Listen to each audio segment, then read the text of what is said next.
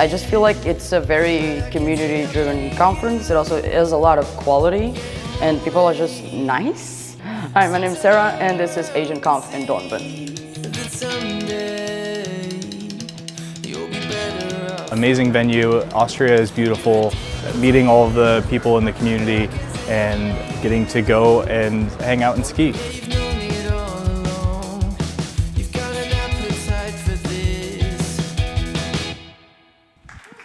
Hey. Hi everyone. Is it working? Cool. Really excited to be here, and yeah, today we'll talk about controlling our apps with your mind, and I mean it literally. A little bit about myself. My name is Vladimir Novick. This is like my new rebranding thing, Vladimir Novick Labs. I'm an independent consultant. I'm also Google developer expert, author, engineer, and I do a bunch of things in web, mobile, VR, AR, IoT, AI. Probably if I add blockchain, will be top of buzzwords, but still not doing blockchain. So I will try to squeeze all of these into one talk today. So we'll talk about controlling apps with your mind. I will try to go through all of the spectrum of technologies I use. So we'll see how it goes. About what I do, basically I do software architecture consulting, I do hands-on engineering, on-site remote workshops, trainings, stuff like that, mentoring, DevRel, evaluation services. If you're interested in some of these, just ping me on the break, we'll talk about this more. So before diving into the tech part, I want to talk a little bit about the future. We are starting the new, and this conference is the perfect opportunity to talk about that, because we just started a new decade. And lots of people evaluated the last decade and how technology evolved through the decade. And now we start to look in the future and to see how things will be changing and how we can take part in this change.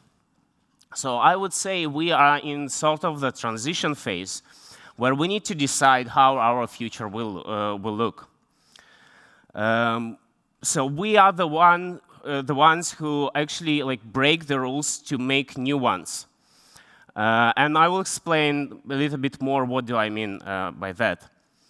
But let's see at the medium that we will probably use in the future. We're talking about web, we're talking about mobile, but is it the correct medium we will use?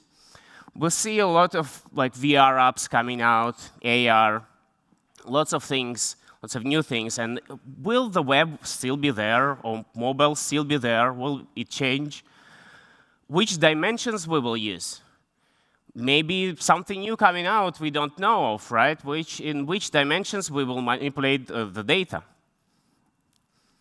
Either VR.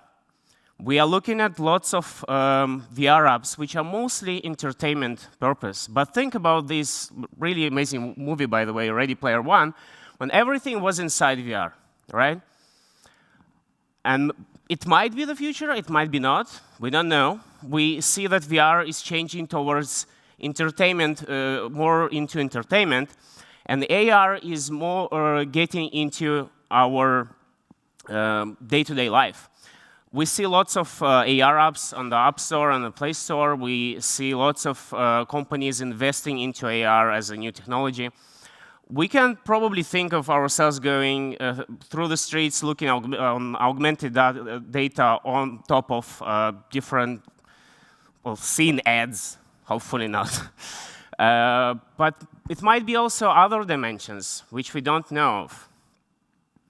So how we should prepare for that transition, how we should adapt. Should we adapt?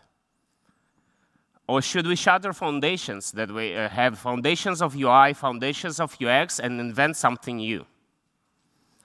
Some new techniques no one had heard about, or maybe something that is you're just playing around thinking, and maybe it will be something new that will change the future.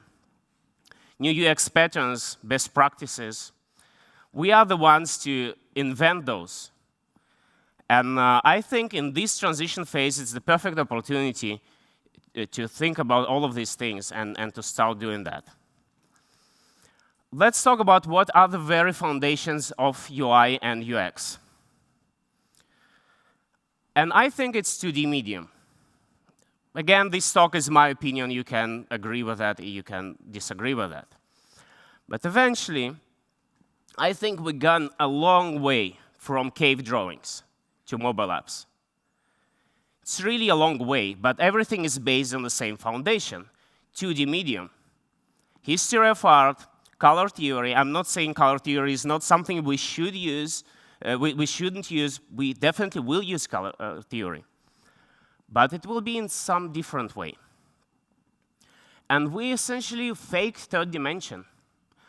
When we see, you can say, OK, we see like 3D stuff on our 2D flat screens, like 3D models, 3D objects, stuff. Even in VR, we've seen like 3D stuff.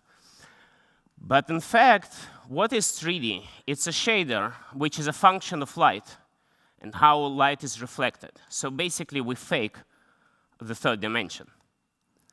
Now, XR is adding a new dimension because it can comprehend the dimension, like your physical world, and put things inside this physical world, like overlaying.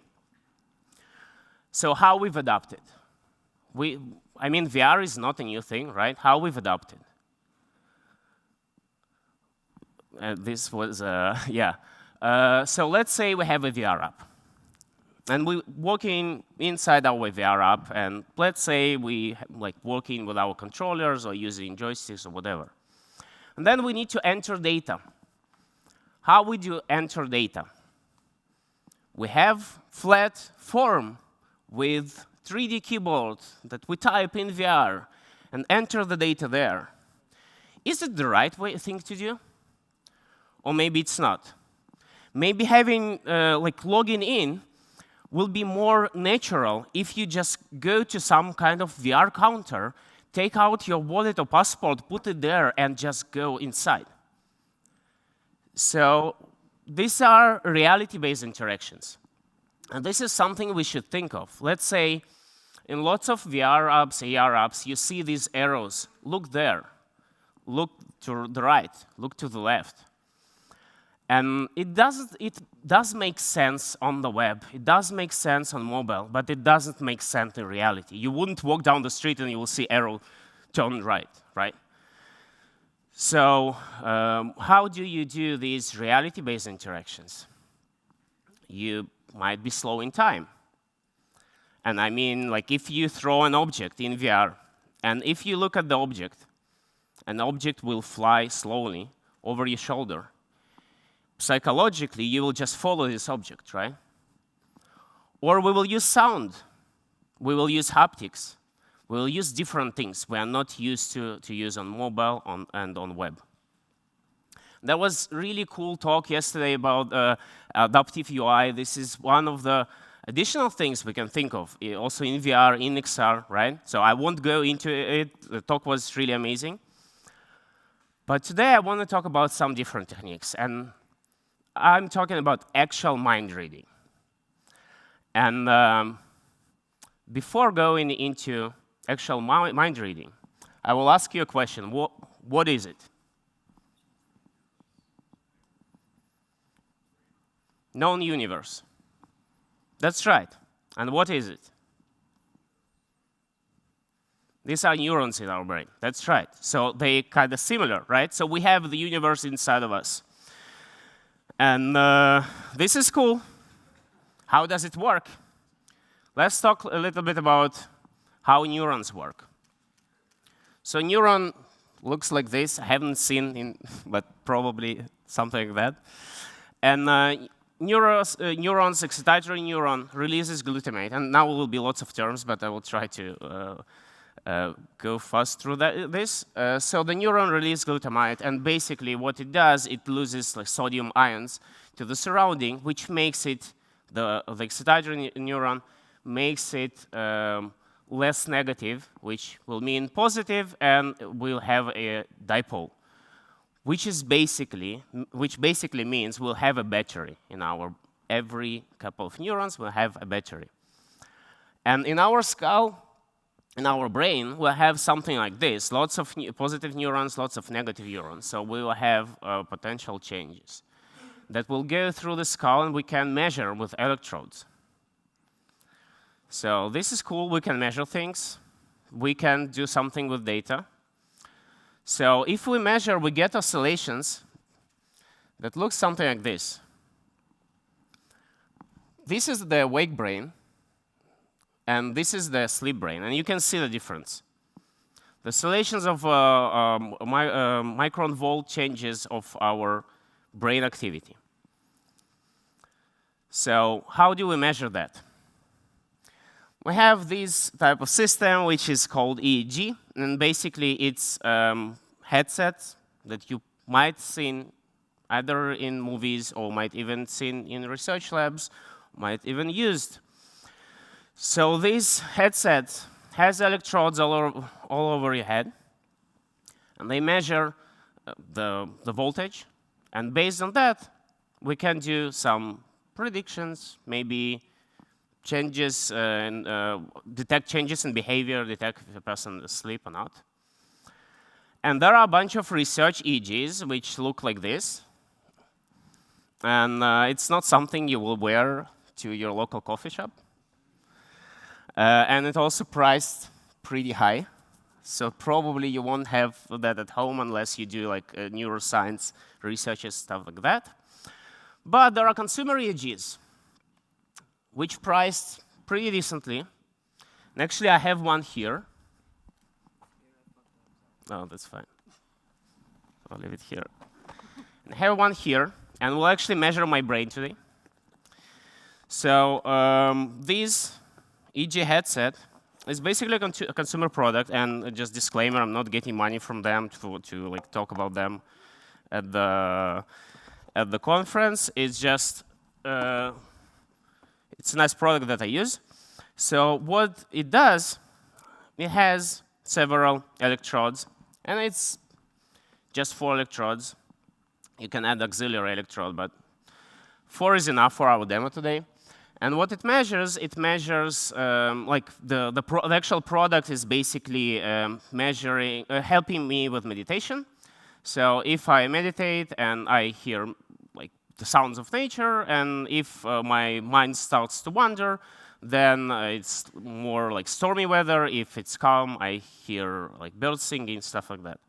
Just kind of nice. They have an app, stuff like that. So how do we connect that thing to our brain? So I open my skull here. No, just kidding. I connect it through web Bluetooth. And it has a library, this device. The library was ported from Python by a friend of mine, and the library is called Muse.js. So to connect it to my brain, I will use web Bluetooth API and connect to through like filtering through services. Now, with Bluetooth, you have different services and different characteristics. You can think about characteristics as kind of methods that you execute, sort of. You can read more about Bluetooth thing. And it's not that supported. So you can do things in Chrome. But we're talking about the future. We're talking experimenting with stuff, right? So let's see what we can do with that. And let's actually see what we can do with that. I will use this website,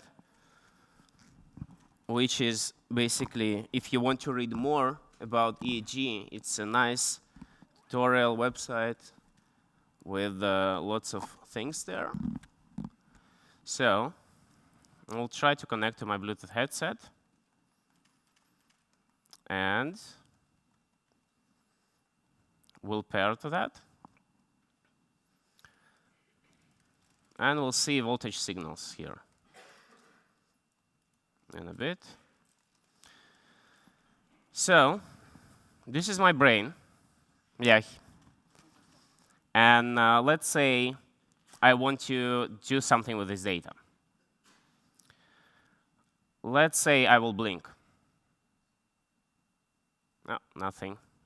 Let's look at the raw data. This one is kind of slow. Let's look at the raw and unfiltered data. OK, little bit better. I just need to connect it more. So I blink.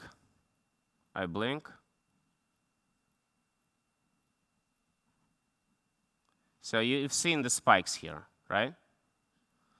So we can measure the spike. We can understand there is something going on, and measure these blinks. So let's actually do that. So I have this demo app, which I can connect to my headset. And let's open the console. Let's see the connection here. So, just a second.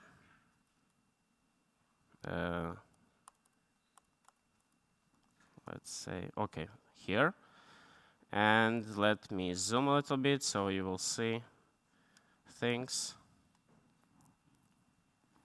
OK, so I connect to my headset. I set client as initialized, and basically it.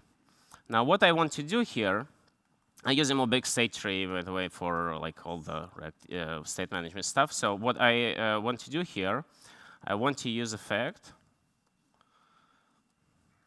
And here, I will look for the Muse client. Now, Muse client will expose Rx observables that I can subscribe to. So I can say Muse client, EG readings, subscribe. We'll get value. And let's look what we get. OK. Let's reload that. OK, this is Muse client, EEG, yeah, readings. OK, yeah, sure. I need to check if I have Muse client.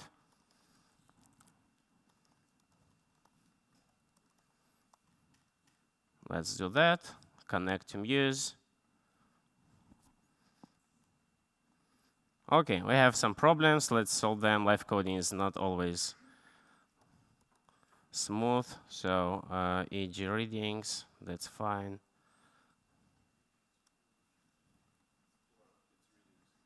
OK, yes, thanks. Cool, you're awake. OK, I have my brain readings. And we can see there are a bunch of electrodes in kind of randomized way, just piping through all the data inside. So how do I do stuff with that, right? So I have samples here, and every like microseconds, whatever, I'm getting an array of 12 samples, which is basically voltage and potential changes. So now I need to kind of go through that and filter my electrodes and stuff like that. And I want to talk about lots of things today, so I will just show you how it's done. Let's go inside the store here, and let's add. First of all, let's just add the battery data, and let's subscribe to blinking. And I will show you how it looks, how it works first, and then how the code looks. Blink. OK, let me remove the console log thing. Let's remove that. Get back. Connect. Blink, blink, blink, blink, blink, blink. So with this, I can do a bunch of stuff. But this is just starting, right? So let's look what we do here. We get the left channel. Basically, it's index 1, so it's just a helper. And I get the stream. Now, I will use Rx pipe to filter through all my data. Now, with Rx, we're talking about observable streams, right? So we have the data that is streamed. We can do different manipulations on the data. Now, I want to filter my data based on electrode. So I want to get only this one near my left eye. Now, I don't care about the data. I care about the maximum of the spike, right? I want to know if it's enough. And I do the maximum here, and I don't care about negative values. So basically, I map through that. And I filter the spike over 300. Can be 80, can be 100. It depends on the power. Like if I want to blink a little bit and have it fired, then it will be like 80. It's more like trial and error. Then I use the switch map operator, which basically in RxJS, it means that it stops the observable, creates the new observer, and basically returns 1, waits for 500 milliseconds, and then returns 0. And does it one time. Why? Because I want just one blink. I don't want to have like blink, blink, blink, blink, blink whenever I get to this spike. So cool, I have blinking. Now, what else I can get from here? I can get accelerometer data. Let's look at the code here. You've seen the samples array. I'm getting the Y. I'm checking if it's above 0.1, checking X as well. Just lots of trial and error. And let's see how it looks like. OK. Right, left, blink, right, left. So a little bit unstable, right? So it wouldn't control your web page with just things flying around, right, left, like what's going on?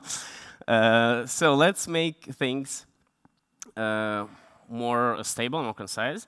Let's comment out this. I don't need this accelerometer, and let me explain a little bit more and get back to the slides. So, how do I? OK. Let's.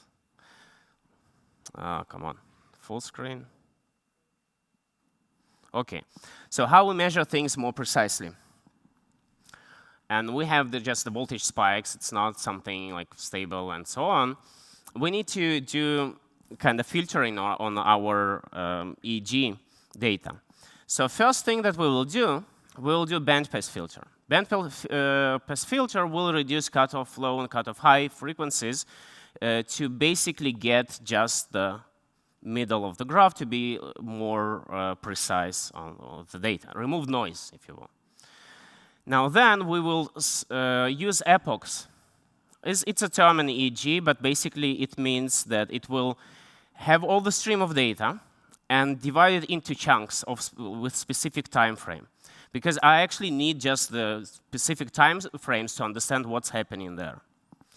So I divide things into epochs, and then I will use fast Fourier transform, which is term of taking this type of frequency and converting to this type of data, converting into frequency.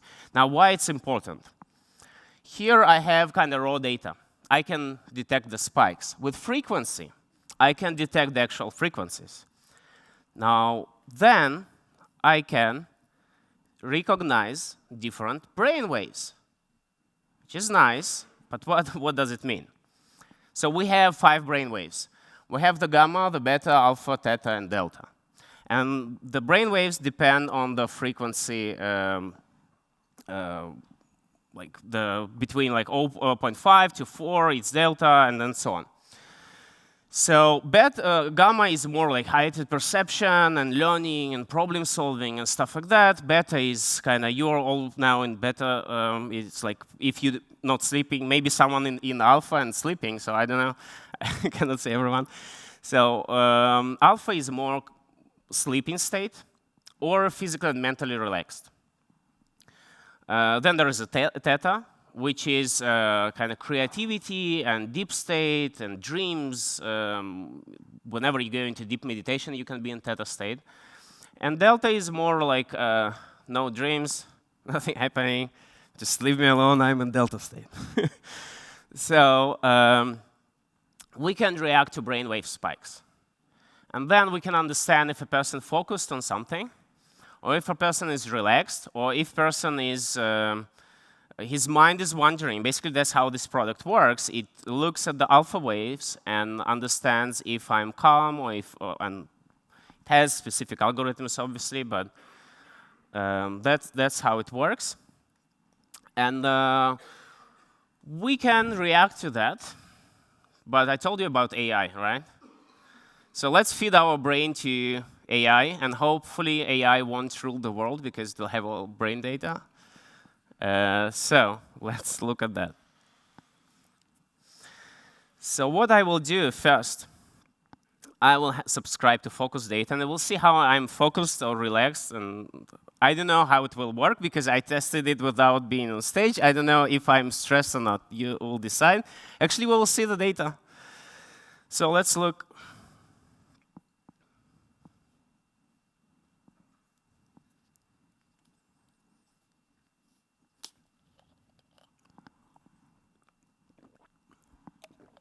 So I'm blinking too much. And I will just try to close my eyes and relax a little bit.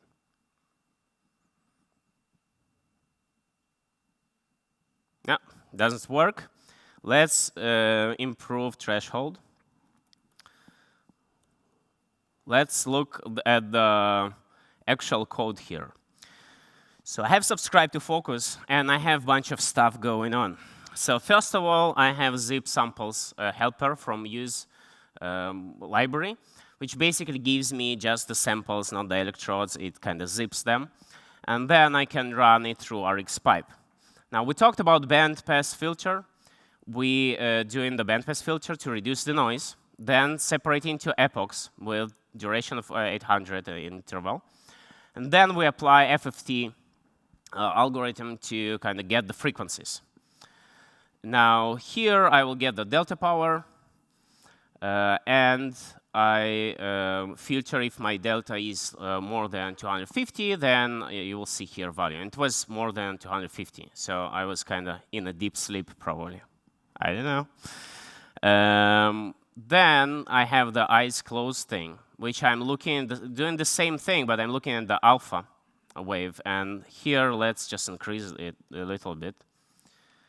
And we'll see what will be my alpha wave.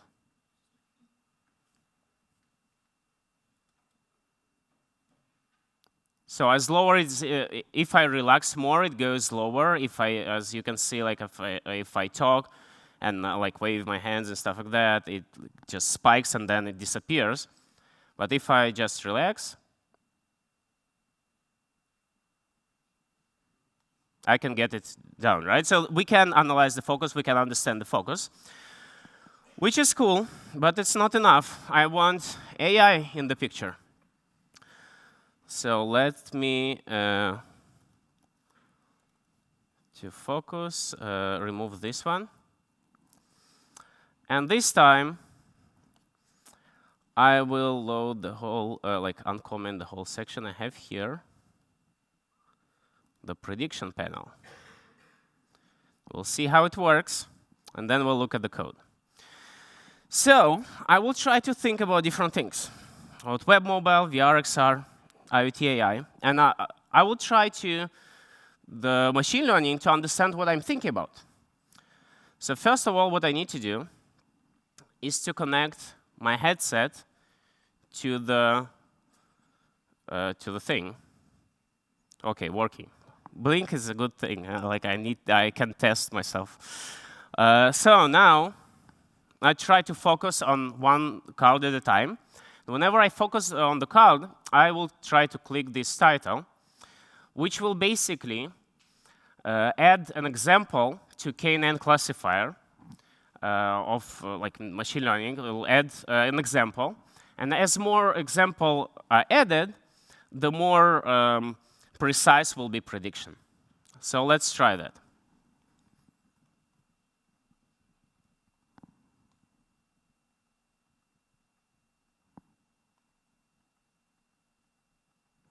Okay, now let's try to see. Okay, let's think about different stuff.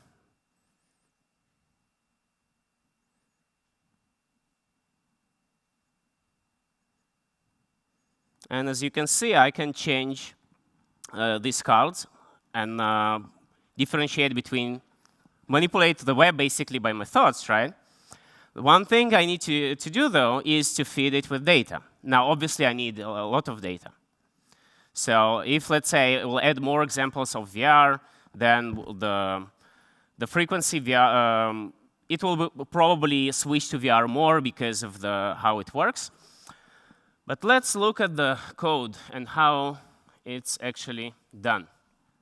So first of all, what I will do, I'm using ML5 library, but basically it's based on TensorFlow. So I just don't need to create tensors. I use the library, and I use KNN classifier. You can read more about KNN nearest neighbor algorithm in AI. But basically, how it works in a nutshell, you feed it examples, and then you hit the classify method. And the classify will try to predict based on the amount of examples that it has.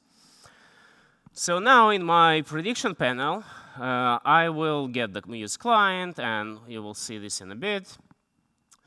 A classify flag, and I will again pass that through bandpass filters. I will split my data to epochs. Then I will go through FFT algorithm, slice it based on high-low, meaning like reducing the noise, having just the exact data.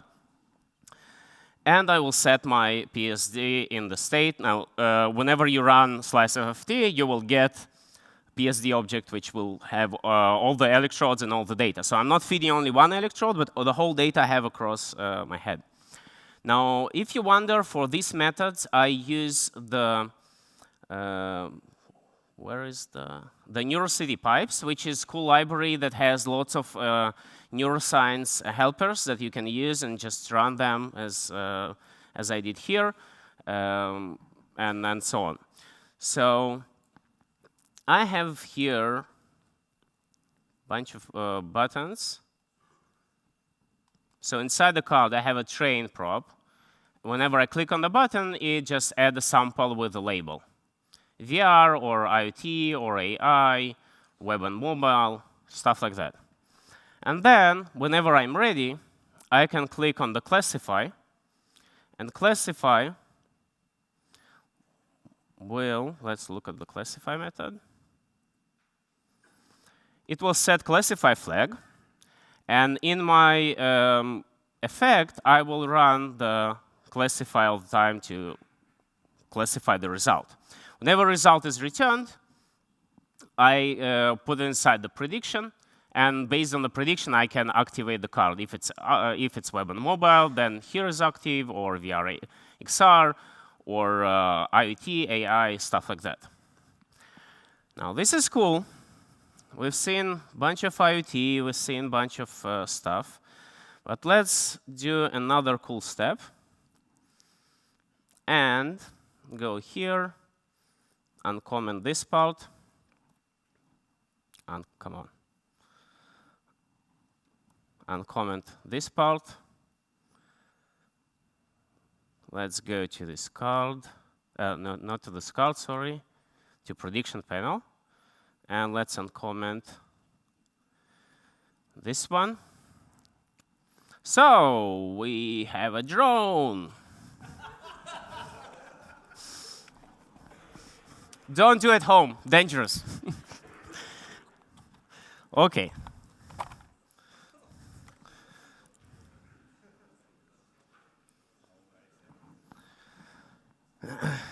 It's kind of intimidating with its size, so no worries. Fingers crossed. Okay. Let's connect to our drone. And the drone is here. And it's not flying. Yeah, I can see it's not flying. Okay. Now, let's record brainwaves for drone turning left and for drone turning right. And, okay. Yeah, probably, okay, cool. Why it didn't work? I don't have Muse connected, right? don't have EEG readings, nothing. So how can I train without any data? So let's connect Muse as well.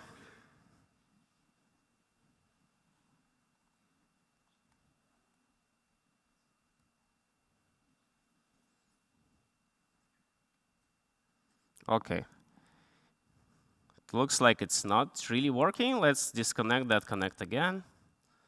We'll see if it will work this time.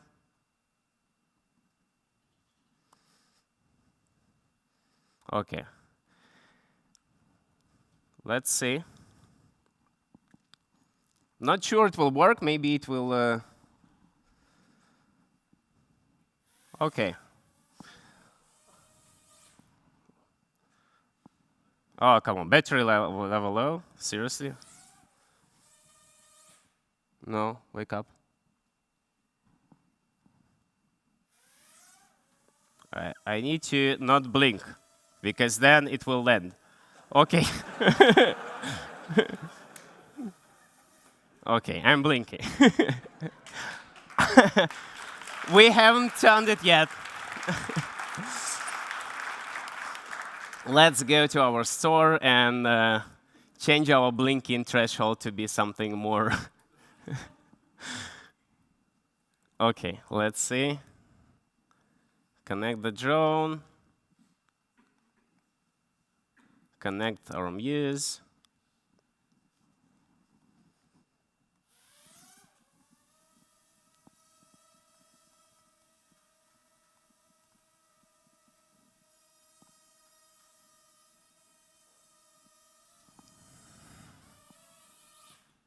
No, come on, wake up.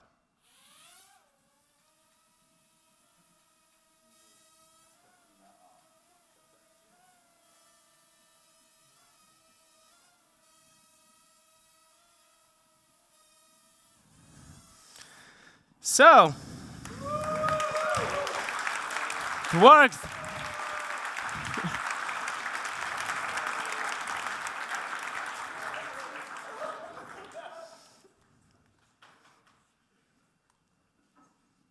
Actually, someone want to try that?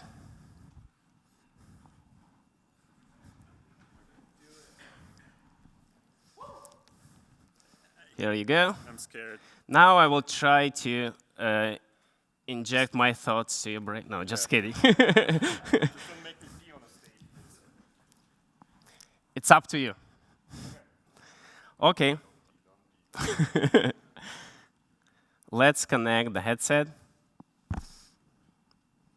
Now blink. OK. It works on your blinks. Now try to think about web and mobile. About VR and AR. About IoT AI.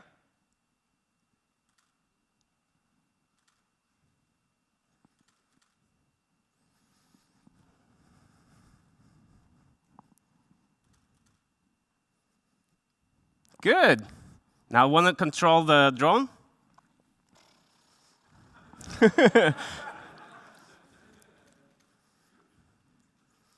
Now if you blink, the drone will take off. Holy shit. Wait, the drone will follow you. Now think about drone not following you. Drone not following me?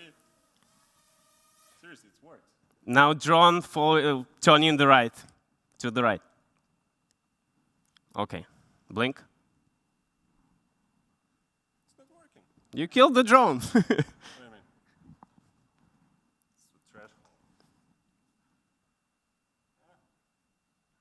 Maybe I don't. OK, let's. The wrong thing. Yeah, maybe drone is scared of you. Let's try it again. I told you not to blink.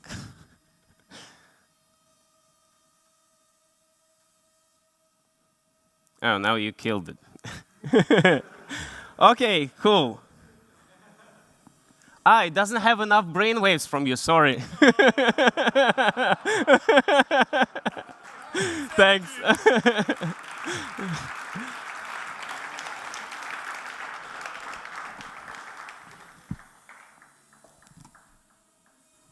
Come on. Now I need to land it.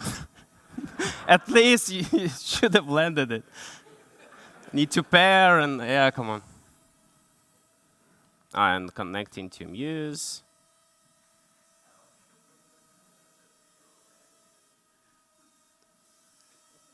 Okay.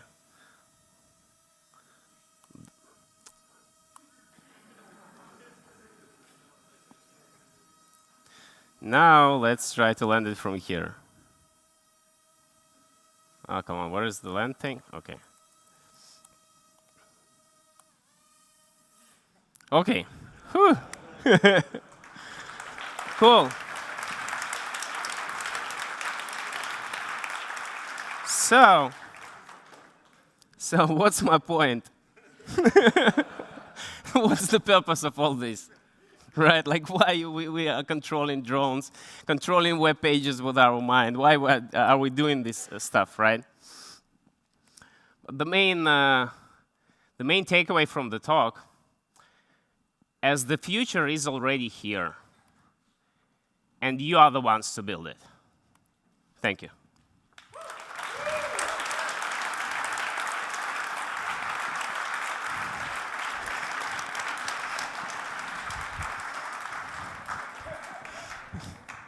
Does anyone have any questions? Like, how the fuck? Like, how the fuck? I like how the only thing that broke was the React app. Yeah. Like, everything worked, but React was like, no, fuck you. You didn't say your keys properly. So I'm gonna complain. The warning of the keys. Yeah, the warning of the keys. It was like, controlling the drone is fine, but your keys, bro. That's what my point is. Should we develop web apps or should we look at the different things? Honestly valid. Yeah. Hi, Vladimir. I've just got one question. Can we play... Here I am. Yeah. Can we play Mario Kart with it upstairs? If you want to spend the day porting that, sure. Now, seriously, if you have a Bluetooth connection to Mario Kart, you can totally get the data, analyze the data. And it's not only web Bluetooth. It has the Bluetooth low energy, and every device that can connect to Bluetooth low energy basically can call different characteristics or subscribe to different characteristics on the device. So you can embed that into the web page. You can embed that into like mobile game, VR game, AR game, regular game, not game, anything.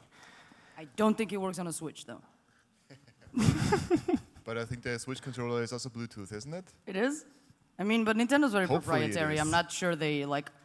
You need to upgrade the firmware and like inject the connector to the thing. But it's a good idea for our product. Yeah. We'll do it in the afternoon. Yeah. Anyone else got anything? Did someone... No, I think they were just doing like scratching or something. Okay, so 3, 2, 1. Oh, yeah, sorry, it's on GitHub, yeah. So. Oh, Jared asked if he was going to publish the code to GitHub. Yeah, so it's somewhere. You're not using your screen. It's not. Oh, sorry. Let's connect. If you just find his GitHub. Yeah, it's you just search Novick. for it. That's a good call. But this is the repo. All the code there. You can play around with that. Can you also? Can you add the links to the both devices where someone can buy them? On Amazon, you just like search for Muse. It's called Muse. It's that easy. But no one remembers the name of the device. That's the problem. Okay. Let's. Mind control is not No, it's not mind remembering control. things. It's controlling Okay, things. let me just That's add the it to the force. last slide, so you'll have this in the slides. So this is the repo.